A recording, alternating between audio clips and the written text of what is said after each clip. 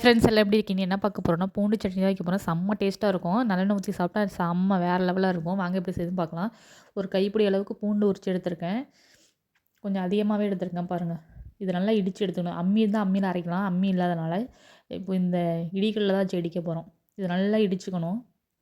இது செய்றது ரொம்ப ஈஸி. டேஸ்ட் ஆனா வேற லெவல்ல சூப்பரா இருக்கும்.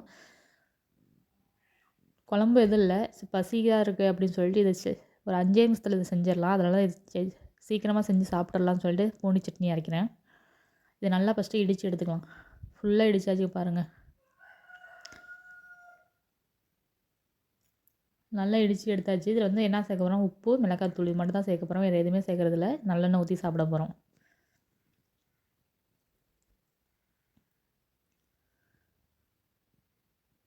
பூண்டு வாசனையே சரி வாசனை தான். இப்போ தேவையான அளவு உப்பு சேர்த்துக்கலாம்.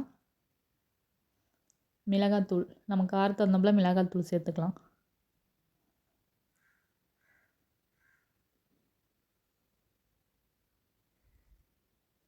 எவ்வளோ காரமோ அந்த அளவுக்கு மிளகாத்தூள் சேர்த்து திருப்பியும் நல்லா இடிச்சு எடுத்துக்கலாம்.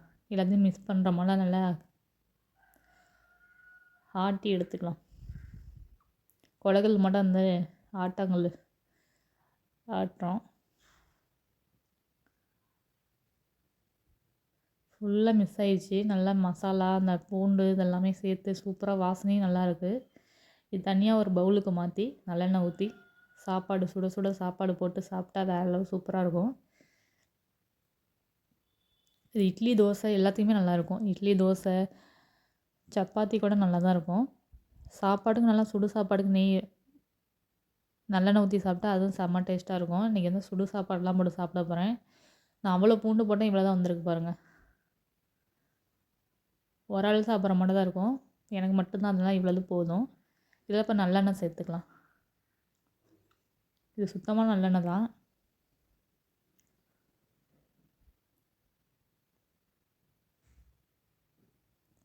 நம்ம நல்லெண்ணெய் எவ்வளோத்துக்கு தேவையோ அந்த அளவுக்கு நல்லெண்ணெய் சேர்த்துக்கலாம். ஹீட் பண்ணியும் சேர்த்துக்கலாம். நான் வந்து பச்சையாக தான் சேர்க்குறேன். நான் எண்ணெய் சூடு பண்ணியும் சேர்த்துக்கலாம். நான் சூடு பண்ணாமல் அப்படியே சும்மாவே சேர்த்துருக்கேன். தோசைக்கெலாம் செம்ம டேஸ்ட்டாக இருந்தது.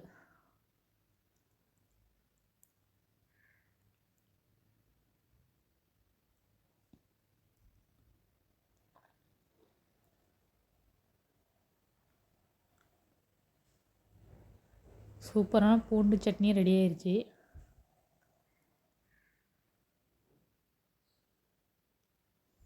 நல்லெண்ணெய் ஊற்றி நல்லா மிக்ஸ் பண்ணிக்கலாம். அந்த நல்லெண்ணெய் ஃப்ளேவர், இந்த பூண்டு ஃப்ளேவர்லாம் சேர்ந்து செம்ம டேஸ்ட்டாக நல்லா காரசாரமும் நல்லாயிருக்கும். காரமும் நிறைய சேர்த்துனா சாப்பாடுக்கு, தோசைக்கு எல்லாத்துக்கும் செம்மையாக இருக்கும். பாருங்கள் எல்லாம் கலந்தாச்சு. கொஞ்சமாக சாப்பாடு போட்டு நான் சாப்பிட போகிறேன். அவ்வளோத்துக்கு சாப்பாடு இல்லை, கொஞ்சமாக சாப்பாடு வீடியோக்காண்டி கொஞ்சமாக சாப்பாடு போட்டேன். அதுக்கப்புறம் நிறைய வெளுத்து கட்டிட்டேன்.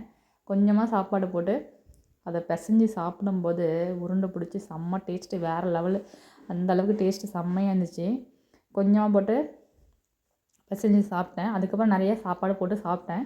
கொஞ்சமாக இப்போ மட்டும் கொஞ்சமாக சாப்பாடு போட்டு சாப்பிட்றதுக்கு பிசைஞ்சு சாப்பிட்டா வேறு லெவல், வேறு மாதிரி செம்ம டேஸ்ட்டாக இருந்துச்சு. யாரெல்லாம் அப்படி செஞ்சுருக்கீங்க, யாரெல்லாம் அப்படி சாப்பிட்ருக்கீங்க, இல்லை ட்ரை பண்ண போகிறீங்களான்னு சொல்லிட்டு கமெண்ட் பண்ணுங்கள். கண்டிப்பாக வேறு லெவலில் சூப்பராக இருக்கும்.